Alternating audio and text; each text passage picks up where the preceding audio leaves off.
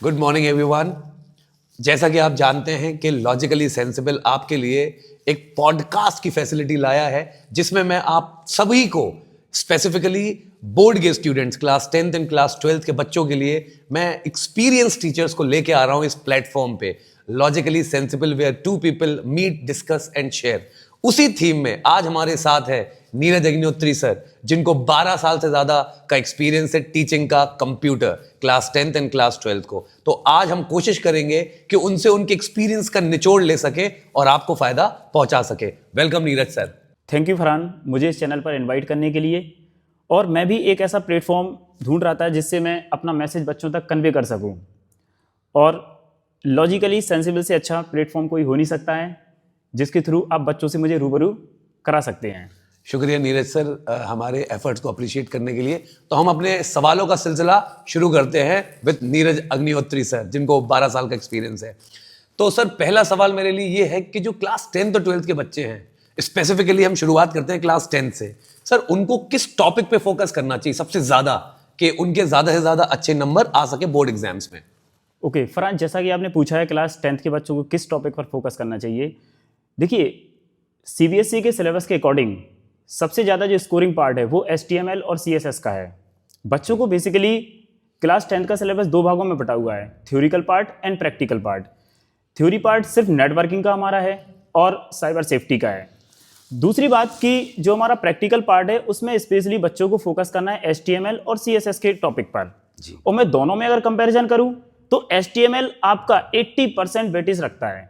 HTML के programmes विशेष तौर से लिस्ट का टॉपिक, टेबल और उसके बाद आपके पैराग्राफ्स राइटिंग, ये सारे टॉपिक्स को आपको लिख लिख कर बार बार प्रैक्टिस करना है। देखिए, जितने बार आप लिखेंगे प्रोग्राम्स को उतना आपका लॉजिक सेंस आपके डेवलप्ड होंगे और आपकी प्रोग्राम में जो एरर्स आपके आते हैं वो एरर्स आपके दूर होंगे।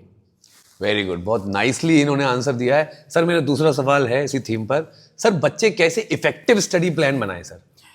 देखिए सर, इफेक्टिव स्टडी प्लान्स बनाने के लिए पहला तो पार्ट ये है कि आपका जो सीबीएसई का जो प्रिस्क्राइब सिलेबस है उसके सिलेबस के अकॉर्डिंग आप उसका पार्टीशन करिए। आपको थ्योरी पार्ट जब आप पढ़ रहे हैं तो उस समय आपको कोई प्रोग्रामिंग को आपको टच नहीं करना है। आप थ्योरी पार्ट्स को पहले सेपरेटली आप उसको कवर करिए। उसके बाद जब आप प्रोग्रामिंग पार्ट शुरू करते हैं तो प्रोग्राम्स को आपको कॉपी पर और आपको कंप्यूटर पर, दोनों पर आपको राइटिंग करनी है। जितना आप राइटिंग करेंगे कंप्यूटर्स पर उतने ज़्यादा आपको एरर्स, पहले तो आपको एरर्स समझ आएंगे कि हाँ भाई ये एरर आ रहा है। उसके बाद आप उस प्रोग्रामिंग में एरर को, जब आप प्रोग्राम को फिर एडिट करते हैं तो बार बार एरर्स भी आपको दूर होंगे। तो आपको डिफरेंशिएट क्लियर होगा कि ऐसा करने से एरर आ रहा था और ऐसा करने से एरर नहीं आ रहा है। तो मीन्स मेरा ये कहने का मतलब है कि बच्चों को स्टडी प्लान के लिए पहला काम ये है कि आपको ना पार्टीशन करना होगा सिलेबस का, कि क्या आपको थ्योरी में कवर करना है कितना पार्ट और कैसे आपको प्रैक्टिकली कवर करना है। बहुत ही बढ़िया तरीके से एक्सपीरियंस बिल्कुल साफ साफ झलक रहा है इनके आंसर देने में। सर मेरा जो मेन बहुत ज़रूरी जो एक सवाल है सर वो ये है कि सर प्रैक्टिस कितनी मैटर करती है? जैसे एक तो होता है थ्योरी और दूसरा होता है प्रैक्टिकल। सर प्रैक्टिस मतलब प्रैक्टिकल कितना मैटर करता है बोर्ड में अच्छे नंबर स्कोर करने के लिए? सर प्रैक्टिकल सर 99% मैटर करता है। कंप्यूटर सब्जेक्ट्स पूरा प्रैक्टिकली सब्जेक्ट है, एप्लीकेशन बेस्ड सब्जेक्ट है। तो ये बात तो क्लियर है इसमें कि बच्चे का अगर प्रैक्टिकल बहुत अच्छा है तो उस प्रोग्राम को वो कॉपी पर भी राइट कर सकता है। अच्छा जी। अगर उसका मान लीजिए प्रैक्टिकल ही अच्छा नहीं है तो how can he right on the notebook? तो ये सबसे पहला पॉइंट है कि बच्चे को जितना भी प्रैक्टिस करना है, अब वो कोशिश करे कि ज़्यादा से ज़्यादा प्रैक्टिकली उसको लिखने की कोशिश करेगा। क्योंकि क्या है कि अगर प्रैक्टिकल वो कंप्यूटर पे कर रहा है तो उसको एरर भी साफ साफ दिखेंगे। बच्चा सिर्फ अगर रजिस्टर पर ही राइटिंग कर रहा है तो उसको कैसे एरर का पता होगा कि आउटपुट में क्या एरर आ रहा है, किस प्रकार से उसको दूर करना है। जब बच्चा प्रोग्राम को प्रैक्टिकली कंप्यूटर पर राइट करेगा तो उसको एरर आएंगे और एरर को वो दूर भी कर सकेगा उस समय। तो प्रैक्टिकल का मेन इसमें फोकस, प्रैक्टिकल पर मेन फोकस करना है। जैसा कि आपने सुना कि नीरज सर ने भी बोला है कि प्रैक्टिकल पे ज़्यादा फोकस करना है। आप प्रैक्टिस करें और अपना परफॉर्मेंस खुद ही देख सकेंगे फिर आप मतलब नॉर्मल परफॉर्मेंस से एक बेटर परफॉर्मेंस होते हुए। सर मेरा अगला सवाल जी सर है सर कि सर एक चीज़ होती है कि coding skills. Sir coding skills को कैसे इंप्रूव करे बच्चा और मिस्टेक्स को कैसे अवॉइड करे इसमें? कोडिंग स्किल्स को सर इंप्रूव करने के लिए पहला पॉइंट ये होता है कि आपको कोडिंग के जो कीवर्ड्स हैं, किस कीवर्ड को कहाँ पर यूज करना है, ये मेन पॉइंट है। जी दूसरा है कि एक सिंटैक्स राइटिंग होता है। सिंटैक्स का मतलब एक तरीके से सर ये कह सकते हैं कंप्यूटर में कि आप सिंटैक्स मीन्स होता है स्ट्रक्चर, राइटिंग स्ट्रक्चर कि कोडिंग को कैसे लिखना है। जी बच्चों, मैं तुम्हें एक चीज बताना चाहता हूं कि आप इसको इंग्लिश से भी कंपेयर कर सकते हैं, रिलेट कर सकते हैं। सिंटेक्स इंग्लिश में क्या होता है? Framing of a sentence, properly structured, कि कहां पर सब्जेक्ट लगेगा, कहां पर वर्ब लगेगा और कहां पर ऑब्जेक्ट लगेगा। मेरे ख्याल में आप वही कहना चाह बिल्कुल रहे बिल्कुल हैं सर, कंटिन्यू करिए वैसा ही सर, है। आप कंटिन्यू तो करिए। सिंटैक्स मीन्स क्या होता है कि हर चीज का एक सिंटैक्स है कि मान लीजिए बच्चे को प्रोग्राम करना है तो कौन सी चीज पहले आएगी, कौन सी चीज बाद में आएगी, ये सिंटैक्स उसको। अब ये क्वेश्चन हो सकता है कि सर सिंटैक्स को याद कैसे रखा जाए, तो इसी के लिए जैसा कि सर ने अभी पूछा था और मैंने उत्तर भी इसका दिया था कि जितना आप राइटिंग प्रैक्टिस करेंगे, जितना आप राइटिंग प्रैक्टिस करेंगे, आपकी मेमोरी में उतना ज्यादा ये चीज क्लियर होती चली जाएगी। तो सीधी सी बात है कि आप उसके पहले तो सिंटैक्स को समझिए और सिंटैक्स समझ के आप बार बार उसकी राइटिंग प्रैक्टिस करें।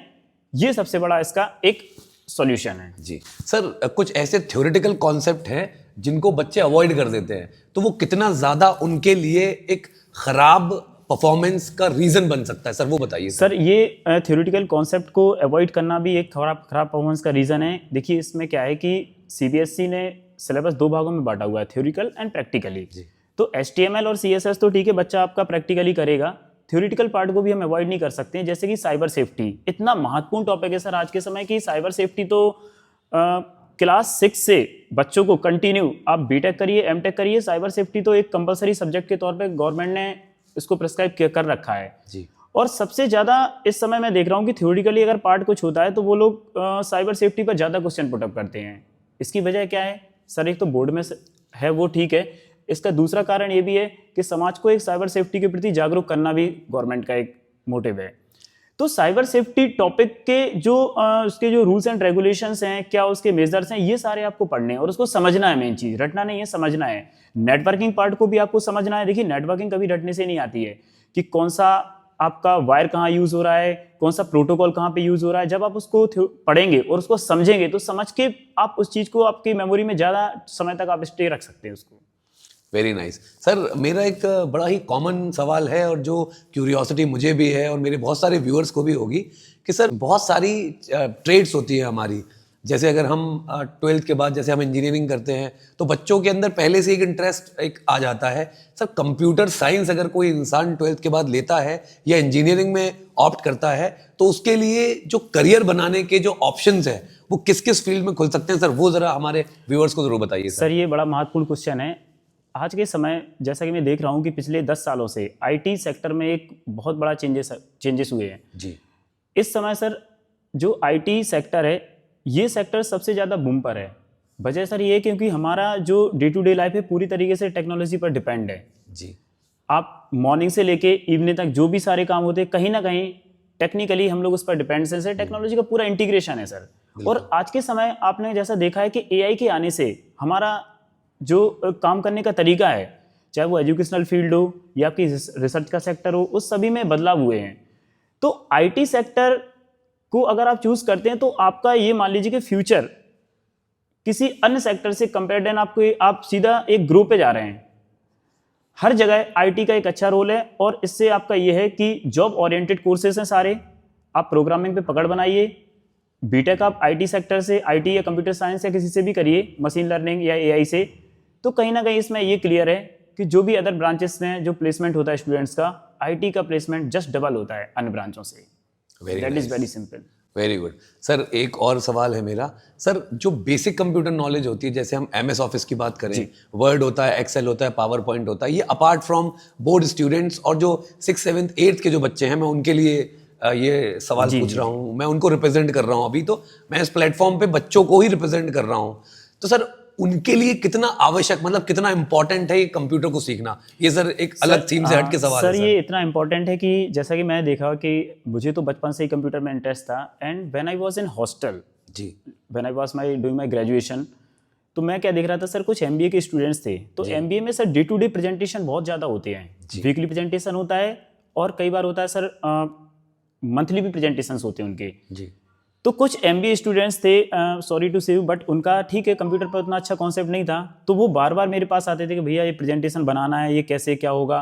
तो मैंने क्या देखा है कि जो ये एमएस वर्ड, एमएस एक्सेल और एमएस पावर पॉइंट, ये इतना ज़्यादा इंपॉर्टेंट है कि आप इसको डे टू डे लाइफ में आप आपका यूज होना ही होना है। एक्सेल तो आप देखते ही हैं, आप किसी भी डिपार्टमेंट में आप चले जाइए, एक्सेल का तो सबसे ज्यादा यूज है जी। चाहे वो गवर्नमेंट सेक्टर हो या नॉन गवर्नमेंट सेक्टर हो। सर एक आध एग्जांपल दे दिए कि एक्सेल से हम क्या कर मैं सकते सर एक्सेल का एग्जांपल एक ऐसे ही दे सकता हूं कि जैसे कि one of my friend is working in the UPPCL, he is SDO, sub divisional officer. तो मैंने क्या देखा कि सर जो पूरा जो डेटा एंट्री होती है जी। कि क्या कहाँ पे किसका बिल पे है किसका नहीं है, पूरा वो एक्सेल पर करते हैं और फिल्टर लगा लगा कर उसको बार बार चेक करते हैं कि कहाँ से किसका बकाया है किसका उनका पेड हो चुका है। तो जनरली उनको वो बताते हैं, मुझे उसने बताया था कि ये ट्रेनिंग टाइम पर उन्होंने मुझे बहुत सारी इस पे ट्रेनिंग दी है जी। दूसरा पॉइंट मैं दे रहा हूँ सर कि जैसे बैंकिंग सेक्टर है, बैंकिंग में आपका रिटर्न हो जाता है, आपका इंटरव्यू हो जाता है, उसके बाद सर आपका टेक्निकली एक्सेल तो आना ही चाहिए, क्योंकि आप जैसा कि देख रहे हैं किसी भी आप सेक्टर में चले जाइए बिना कंप्यूटर के वहां पे वर्क करना असंभव है। पुराने जो जितने भी सारे पुराने एम्प्लॉइज हैं गवर्नमेंट ने उनको अभी भी ट्रेनिंग दे रखी है, अभी भी वो दे रहे हैं कंटिन्यूसली। क्यों दे रहे हैं? क्योंकि उन्होंने टेक्नोलॉजी को इंटीग्रेट कर रखा है। तो ये सारी चीजें पावर पॉइंट, वर्ड और एक्सेल ये बहुत आवश्यक है आपके एजुकेशनल फील्ड में और नॉन एजुकेशनल फील्ड में भी। बहुत ही बढ़िया सर। एक आखिरी सवाल आपका ज़्यादा वक्त ना लेते हुए मैं एक बहुत ही इंपॉर्टेंट सवाल पूछना चाहता हूँ। आप क्लास 10 स्पेशली जो बोर्ड एग्जाम देने वाले हैं उनके लिए आपका 12 साल का जो एक्सपीरियंस है पूरा, वैसे तो अभी हम जो इतनी देर से जो हम पॉडकास्ट कर रहे थे नीरज सर के साथ वो सारा उनके एक्सपीरियंस का ही निचोड़ था, मगर सर एक ओवरऑल जो आपका एक्सपीरियंस है उसका जिस्ट वो सर आप इन 10th के बच्चों को कैसे देना चाहेंगे कि अगर उन्होंने आपकी इस बात को लॉजिकली सेंसिबल के प्लेटफॉर्म के थ्रू अगर उस बात को मान ली तो किस हद तक उनका जो परफॉर्मेंस है वो इंप्रूव हो सकता है? देखिए सर, कंप्यूटर सब्जेक्ट एक ऐसा सब्जेक्ट है कि इसमें स्कोर करना बहुत आसान है जी। मतलब इसमें कोई ऐसे घबराने की जरूरत नहीं है, स्कोर करना बहुत आसान है। सिर्फ बच्चों को करना क्या है कि जो सीबीएसई ने जो टॉपिक्स आपको प्रिस्क्राइब किए हैं प्रोग्रामिंग के, आपको उस पर अच्छी पकड़ बनानी है जी। आप उसकी बार बार प्रैक्टिस करिए और मैं आपको टॉपिक्स क्लियर कर दे रहा हूँ। आप HTML में आप जाइए, paragraph writing, how to create a table, how to design the list, ordered and unordered, और उसके बाद आपको इमेज इंसर्ट करना।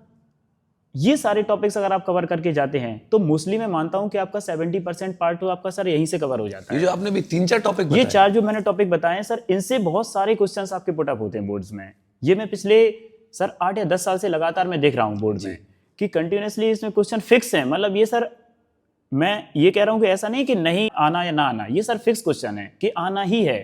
और जैसा कि सर आप देख रहे हैं कि लास्ट 7-8 सालों से मैं देख रहा हूँ कि हम लोगों का रिजल्ट भी सर बच्चे 100 आउट ऑफ 100 स्कोर कर रहे हैं, वो इसी वजह से कर रहे हैं। Very nice sir. एक बार मेरे कहने पे आप फिर से रिपीट कर देंगे क्या इसको सर, ये 4 टॉपिक्स? यस सर ये जो टॉपिक्स हैं HTML भाषा में, HTML प्रोग्रामिंग लैंग्वेज में, आपको बच्चों को पैराग्राफ राइटिंग, कैसे पैराग्राफ की राइटिंग होती है, टेबल का क्रिएट करना जी, लिस्ट, ऑर्डर्ड और अनऑर्डर्ड दोनों प्रकार की लिस्ट हैं और दोनों का कॉम्बिनेशन भी, जिसको हम लोग एक तरीके से नेस्टेड लिस्ट भी बोल सकते हैं।